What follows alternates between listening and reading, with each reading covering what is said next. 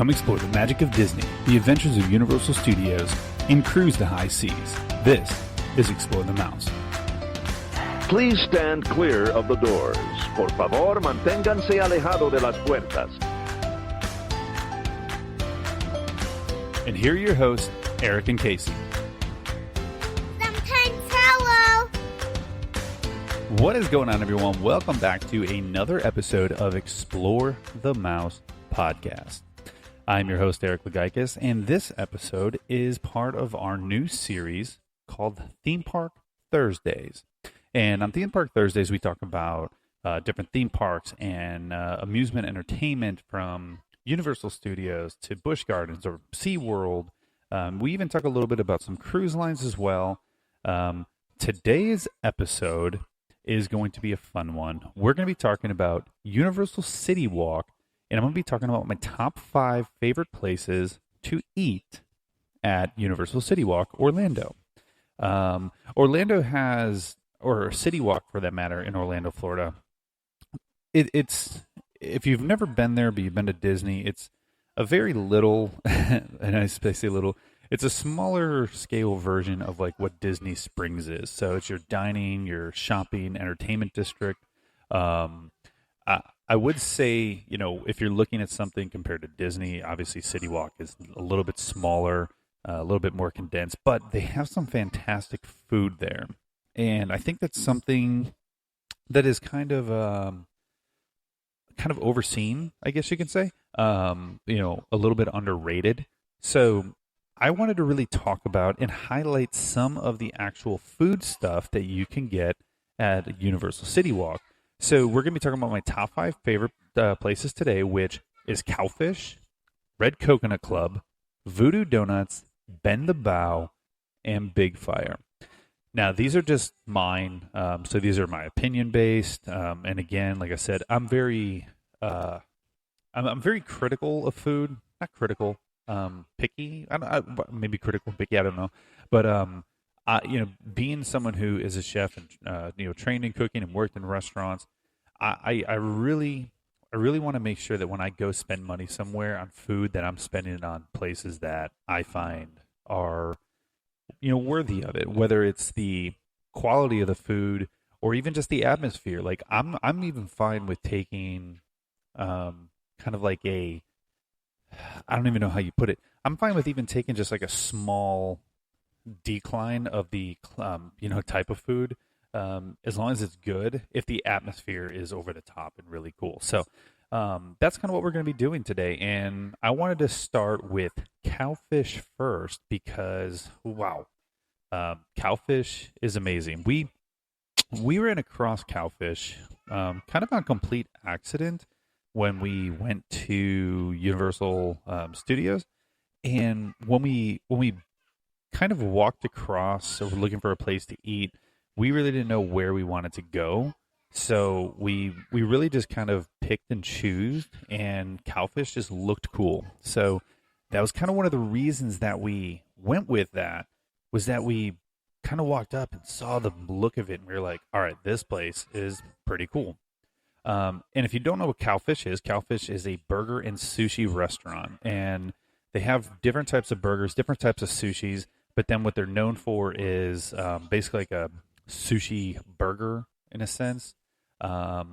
It's a unique. It's called burgushi. I'm not even sure how you pronounce it, but it's a burgushi. So burgushi is kind of how it looks like. And they got a bunch of different ones that are really interesting. But let's just talk about a couple things that I've tried there to kind of give you a little insight of what it is. And on the appetizers, we tried a few different appetizers, and one of the best things that was on there to me was the spicy togarashi shrimp, which is flash fried shrimp tossed in a spicy Japanese chili sauce, served over Asian slaw with a pounded ginger sauce. That was really good. I mean, really good. And then their spicy poke dip was really good, which is spicy salmon, yellowtail tuna, and normal tuna poke with seaweed salad, and they serve it with wonton chips. So it's kind of like a trying to think of the word. it's kind of like a poke bowl without all the rice and all that other stuff. And it kind of just, they make it like nachos pretty much, which is really cool. Those are fantastic, but they got a bunch of other stuff that are really good. I heard their crispy Brussels sprouts are good, and I haven't tried them yet. But they're flash fried Brussels sprouts with a wasabi. Let's see, a wasabi uzu, I think it was, and let's see, wasabi, yeah, wasabi uzu vinaigrette, rice noodles, bonito flakes, sesame seeds, jalapeno citrus aioli dipping sauce. So, if you know me, I love Brussels sprouts, and I've talked about the Brussels sprouts before at I'm drawing a Polite Pig over at Disney Springs, which are my all-time favorite Brussels sprouts. But these things I've heard rave reviews on. I didn't really, not that I didn't want to try them when I was there. The server that we had kind of was leading us towards a couple things. I asked about what appetizers they would recommend, and the ones they recommended we took. And then later on, as we were leaving, I saw someone order the Brussels sprouts as we were walking out, and I really wish I would have done that. So that is one of those things that we are definitely going to do next time we eat at Cowfish is try those Brussels sprouts because they look fantastic. But they have a bunch of different salads as well. Your traditional classic tuna rolls, and then they got a bunch of different specialty tuna rolls, which we did get a couple, which was the firecracker roll, shrimp tempura, which is coated in tempura flakes, deep fried, topped with yellowtail salmon, spicy mayo, masago, tobiko, scallions, and served with a dipping sauce. That was phenomenal. And then we also tried the Dion's OMG roll, which is tempura coconut shrimp, kanai, and English cucumbers inside the roll. It's coated in tempura flakes, and then it's topped with fresh mango, avocado, spicy honey marmalade, and coconut flakes. That one, I'm not a huge coconut fan. I'm starting to appreciate coconut a little bit more, but that was just insane. That I can't even talk about the difference of like what that was. I mean, the flavor profile of that sushi roll was just incredible. So that was a huge one for me that I really loved, and their list is extensive, and that's the thing too, is their menu's so massive that it's really hard to try it unless you eat there like every single day. Because there's so many other places to go eat too, so it's hard, but their food looks amazing. Their burgers are some of the burgers that their burgers are out of this world. Burgers that they have, one is called the Dynamic Duo, which has a beef burger with braised short rib, sweet roasted garlic, provolone cheese, tomato jam, lettuce, onion, tomato, all of that, plus a black truffle cheeseburger. They got like a barbecue burger with has pulled pork on it, blackened brie, just insane, insane amount of like options, and they're good. Their food is not. It's not basic, Everything they take is a very elevated like piece of that burger. So, you take like a traditional like barbecue burger with pulled pork on it, and they just elevate the ingredients that go into that burger or on top of that burger. It's not just, an onion ring with pork belly, So it's just like they do a really good job with it as well. They do have one burger that we did not try, but again, it was recommended by our server, ranted and raved about. It was called the Cowfish has officially left the building, which is a full pound beef burger. And I think that was one of the reasons we didn't do it was because of full pound beef burger. Creamy peanut butter, fried bananas, applewood bacon on a brioche bun. So it's basically like Elvis's favorite sandwich. It's insane the type of things that they come up with. But again, what they're known for and what they're unique for is their burger sushi mix, their burgushi roll-ups. These things are just wickedly insane. Like the bison burgoshi is a seasoned bison and roasted red peppers wrapped in sushi rice and soy paper, dusted with tempura flakes, topped with pickled green tomatoes, chipotle aioli, scallions, and cojita cheese. So it's just the uniqueness of their menu just is one of those things that makes you want to keep going back as a foodie. there's something for everyone. And, if there's something you don't want, you can keep it off of there as well because everything's made from scratch in the kitchen. But um, it's just one of those menus that it's so hard to it's so hard to not find something that you want. If you're adventurous, they have the most adventurous like food for like this type of restaurant that you can find. But they also have the basics. Like you could just get a plain cheeseburger if you want to, or you can get you can get the Doug's filet roll, which is avocado, canai, cream cheese inside, topped with thin slices of seared filet mignon, spicy mayo, scallions, masago, served with a side of pounded ginger sauce. So things that are just unique and something you can't find really anywhere else. So, but they have a lot of other good things too. They have a lot of non-alcoholic drinks. They have kids menus, dessert menus. Their desserts, kind of one of those things that they have a lot of unique things as well. They also do classic hand-spun milkshakes.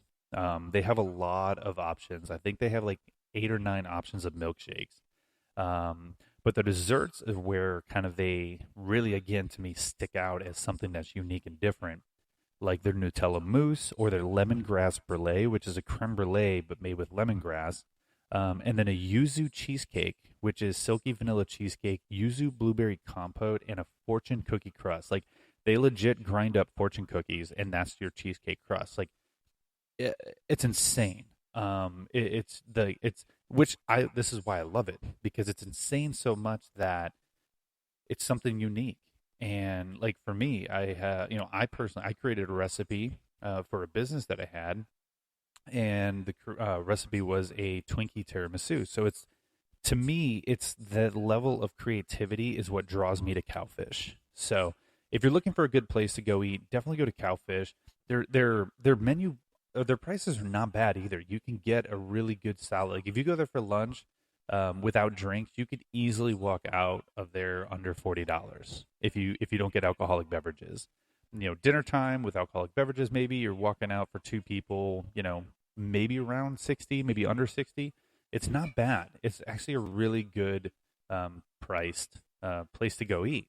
So it's, yeah, I highly recommend Cowfish. It's probably one of my favorite places, not just at Universal, but one of my favorite places to go eat in general. So definitely go check that out. It's totally worth it.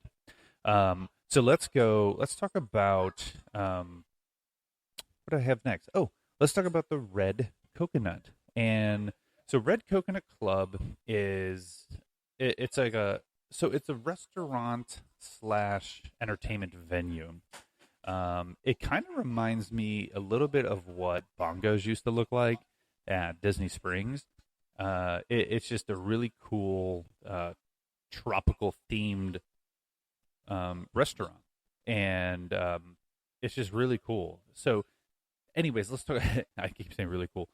The unfortunate thing currently, and I know this is kind of like, why am I putting it in here? I'm putting it in here because I'm hoping that they will reopen, because I think Coconut Club is really cool, but they are still temporarily closed, and I'm really hoping that changes because it was a really cool place to go to and have live entertainment.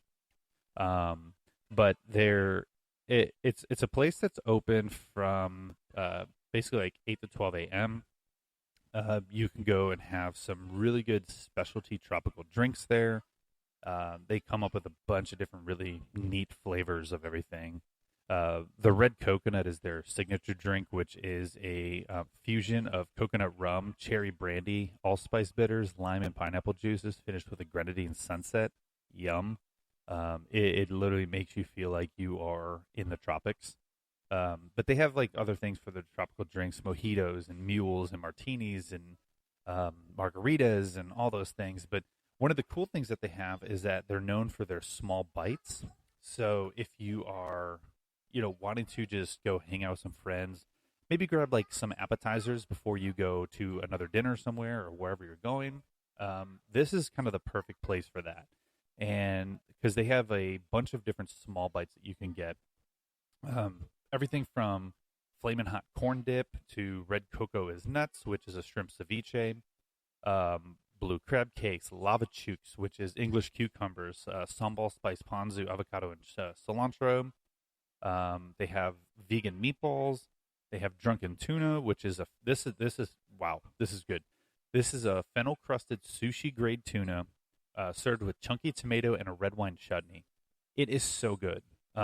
Just insane. Like, I mean, again, I think you see a trend here. I love raw fish. I love tuna. So, of course, I'm going to go to something like that. But it is really good. They also do other things too, like yakitori skewers. You know, you can order a bunch of different ones, including like pork belly and shishito peppers, chicken thighs, mushrooms, beef, lamb, shrimp, all that. So it's a good way to kind of get out with your friends and share. But they're also known for their banana spring rolls, which is a sweet jackfruit and banana that is with toasted coconut, and they basically roll that up and they deep fry it into a spring roll, and then they serve it with a ube ice cream. So very very unique, very different. Something that's, again, if you're very adventurous to try something that is right up your alley. Jackfruit's delicious, by the way. So if you've never tried jackfruit, go get some. You either could buy it like in the grocery stores as a big fruit, or you could, like, Trader Joe's has jackfruit in cans that are already ready to go, and you could just eat them. But they're a great, great dessert. But they also have a bunch of different wines, draft beers, bottled beers, and even VIP services. So if you decide that you want to spend your like evening there and do some like fun live entertainment, you could even sign up ahead of time and get VIP service, which obviously VIP service, you get, someone waiting on you like hand and foot, and basically all the different alcohols and mixers that you want to put together. So that's Red Coconut Club. Fantastic place. Hopefully they open soon. So Red Coconut, if you're listening, please open, because you guys, it was a very entertaining venue. So let's talk about Voodoo Donuts and Voodoo. How do you describe Voodoo? So if you've never been to Voodoo Donuts, if I had to describe it, would be like punk rock meets heavy metal meets like the Antichrist eating donuts. Like that, that's pretty much the best way to really describe Voodoo Donuts. It is just this uniquely flavored, uniquely themed donut place. And I would honestly say that there's really nothing like it in the sense of donut world, because Voodoo just, their flavors are unique. Their styles of donuts are unique, and just, the attitude and the decor is just so insane.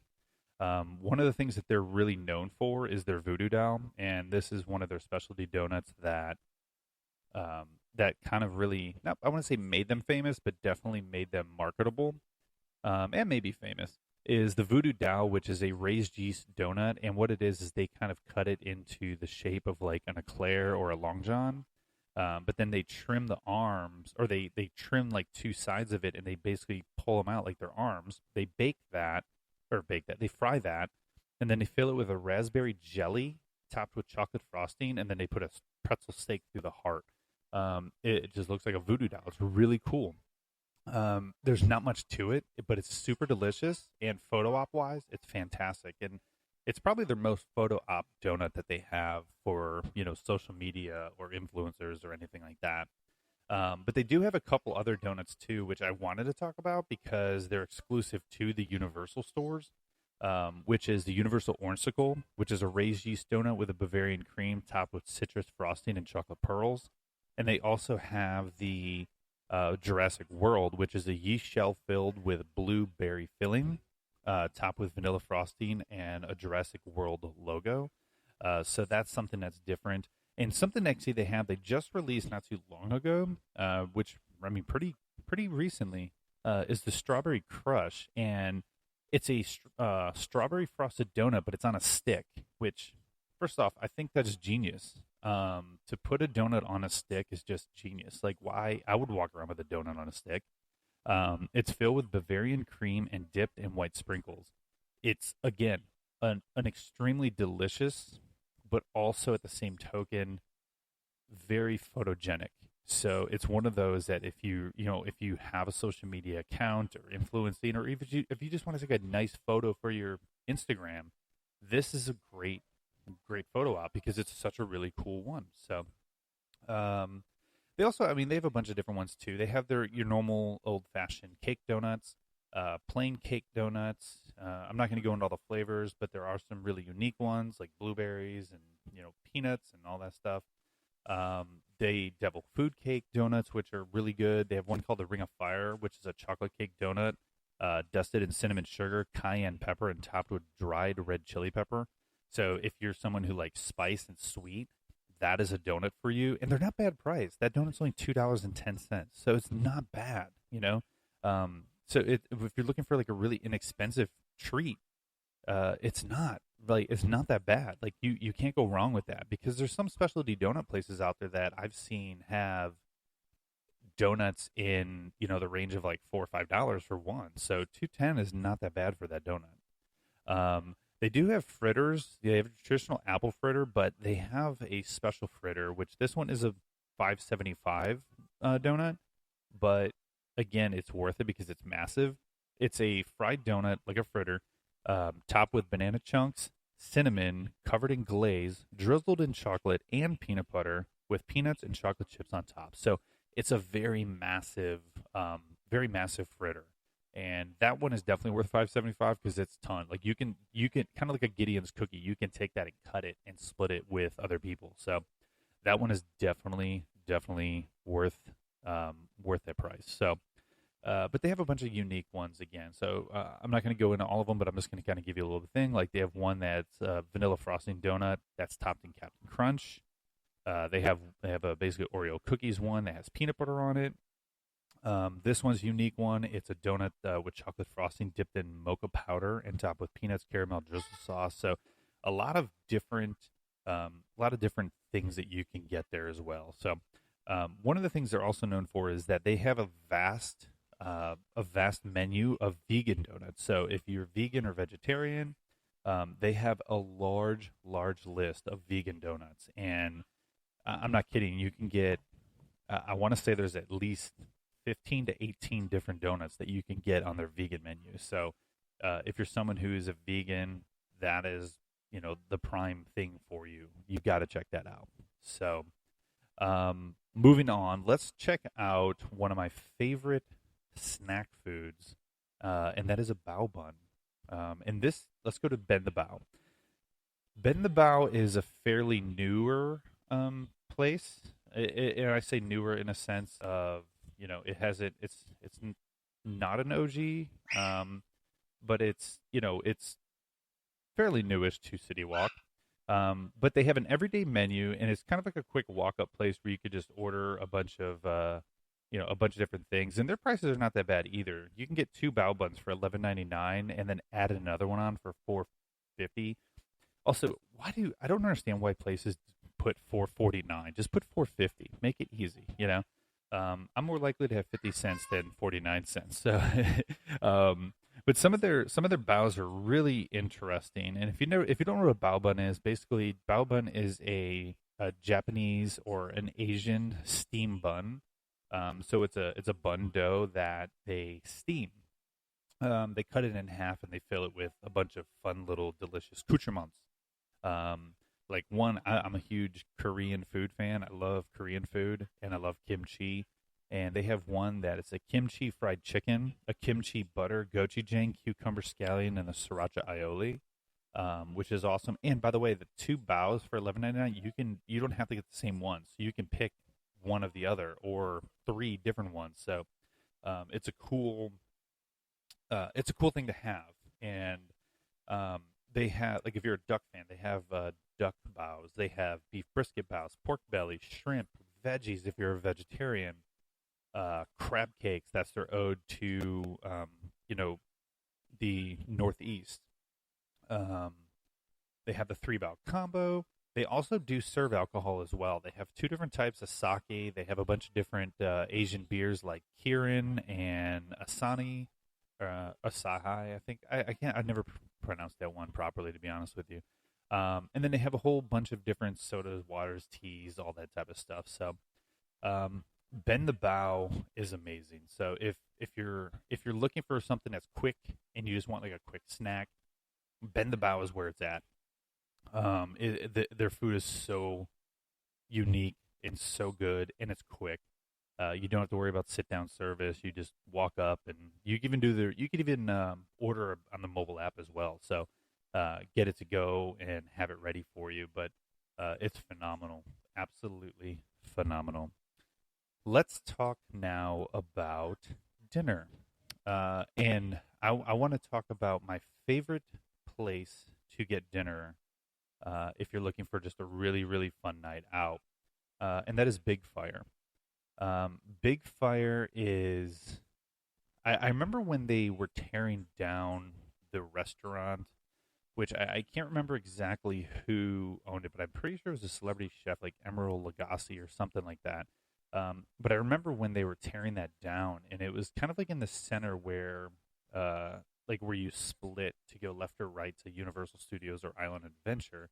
Um, and for a long time, people were wondering what was actually going to go in there. Well, Big Fire went in there, and Big Fire is a really. I'm trying to think. It's like an American fare type of restaurant. So it's open fire cooking, and really what it is there's a big open kitchen, so you can sit inside and you can stare in the kitchen at everyone cooking your food. Which, as a chef, you're not usually a huge fan of that, but as a customer watching your food get cooked, it's so much fun to watch everyone cook. As a chef, you're under the microscope in an open kitchen like that, but we still enjoy it as chefs. But yeah, so the cool thing about it is that they have steaks and freshwater cuisines, and they're cooked over open fire under a bunch of different type of woods. So they just don't use like one type of wood; they use different variations of different woods to kind of give it unique flavors as well, which is kind of like one of the cool things about it. Before we talk about the food, one of my favorite things about this is like the outside area. So you can grab a drink and you can go hang out outside, like around a really cool fire pit, almost kind of like you feel like you're on vacation at like a skiing chateau somewhere. Very relaxing, very cool. Not in the summertime; it's hot. But like in the wintertime, it's a great place to kind of hang around, and their drinks are amazing. I'm gonna talk about a couple of their drinks too, but let's just look at their menu for a second. Their menu is an everyday menu, by the way. So there is no changing. There's no lunch menu, no dinner. It's just an everyday menu. Everything's the same. And again, very American fare, like smoked trout dip for your starters, mussels, bourbon cheese fondue, wood charred Brussels sprouts. Again, Brussels sprouts. So if you're a Brussels sprouts fan, check it out. They got a bunch of different soups and salads. They have a burrata heirloom salad, which I'm a huge burrata fan, and like all those type of things. So and if you don't know what burrata is basically like a mozzarella, but it has like a creamy inside. It's so good. And then they serve theirs with like heirloom tomatoes and arugula and honey vinaigrette, and so good. But then they also have a lot of different things from the hearth. Now, this is what I want to highlight about Big Fire. Their food is extremely good. And when you eat there, you feel like you feel like you should be paying like $1 million for your meal, because just the atmosphere and the way that they had it themed and the way they treat you is really good. But their prices are top of the line. I mean, they're so, in my opinion, for me, they're so reasonable. And all of their steaks come from Creekstone Farms, which is a very reputable farm. So they're not cheap steaks. They're not getting your steaks from, like a bunch of different places that come in through like a Cisco food truck. Like they're getting them from one farm, and that's it. Just to give an example of some of their prices, is you can get a filet mignon, an 8-ounce filet mignon for $38, a cowboy ribeye for 43, which is 16 ounces, or their biggest, which is a 24-ounce prime T-bone, and I'm talking about prime, for $59. Now you're probably looking at it like, okay, cool, like those are pretty big prices, but the Big Fire grilled steaks, so all of those I just talked about, actually do come with fire grilled baby carrots and crispy smashed potatoes. Most places you go to that are steakhouses, you typically don't have, they're a la carte, so you have to buy all of your sides extra. So the fact that you can get a cowboy ribeye for $43 and you get two sides with it, that's awesome. Now, if you're picky, okay, you're going to be paying some extra money. But if you're fine with baby carrots and smashed potatoes, then take that and eat that, and then have yourself a really good meal for not that much money. So it's not bad at all. If steaks aren't your thing, they also do grilled pork tenderloins. They do brook trout, and they do also wild salmon as well. And then they do have some entrees that are not steak related. They have grilled chicken that is cooked in the hearth as well. And all of these come with sides. Like the herb chicken is $26. It's a bone-in chicken breast, house-made herb dumplings, Gruyere drop biscuit, red-eye gravy, and fire-roasted vegetables for $26. I think that's a pretty good price, especially when you compare it to other places that have this type of fare. If you went over to like Disney, there's a lot of places at Disney, especially the steaks, where you're paying, $50, $60 for a steak and you're not paying for the side, or you're paying like 40 some dollars for a chicken meal. So I think their prices are actually pretty good. And this is coming from, a chef that worked in restaurants. I think their prices are phenomenal. They have barbecued shrimp, beer glazed scallops, short rib pasta, seafood bake, beef burgundy, and then for the vegans, they even have a cauliflower steak. And then they have the catch of the days. They have your burgers, bison burgers, cheeseburgers, a salmon BLT, grilled chicken sandwich, and then your premium sides that you can get, which are like charred oak truffle mushrooms, grilled jumbo asparagus, loaded smashed potatoes, smoked pork mac and cheese. So if you don't want the carrots and the potatoes I was telling you about that come with it, then you could always upgrade to a premium one as well, which would obviously be a little extra money. Those are a la carte. But their drink menu is really what I also want to highlight, because they have one of the most. I'm a bourbon guy. I love bourbon, love whiskey, and they have one of the most impressive bourbon menus that I've seen in a long time.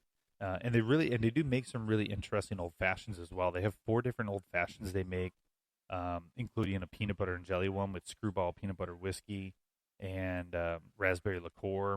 They make a bunch of different Manhattans, specialty cocktails, but their whiskey and bourbon is where it's at, because they have like literally some of the top of the line whiskeys and some of the top of the line bourbons.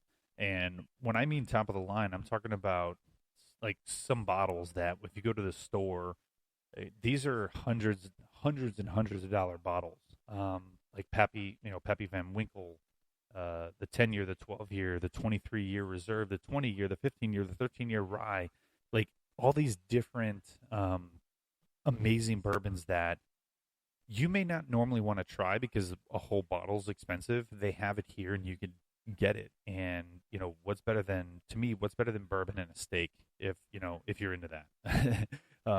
So, and then they have a bunch of different ryes, a bunch of different draft beers and bottled, and they do a lot around Florida.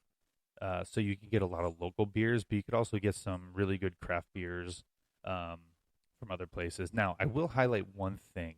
So I'm originally from Chicago, and in Chicago, when I used to go out in my 20s and go to concerts and shows in the city, I used to be able to get PBR, Pabst Blue Ribbon, in like a tall boy can for like $2. They have it for $9.50.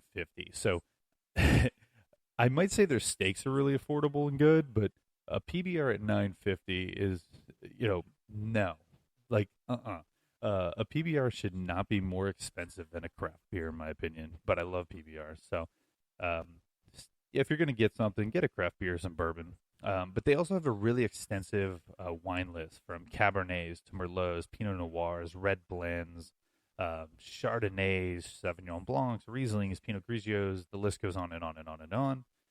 But they have a ton of really, really good drinks to go with their really good food.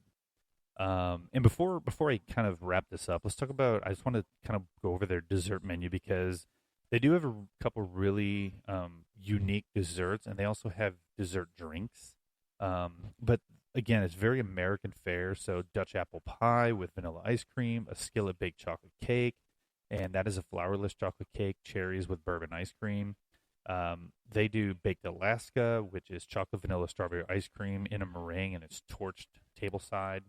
But the big thing that they're really known for is their tableside s'mores, and they bring basically a big platter of all the s'mores ingredients out to your table, and like the marshmallows, the graham crackers, chocolate, peanut butter cups, and they bring this out to your table, and you get to basically make s'mores tableside.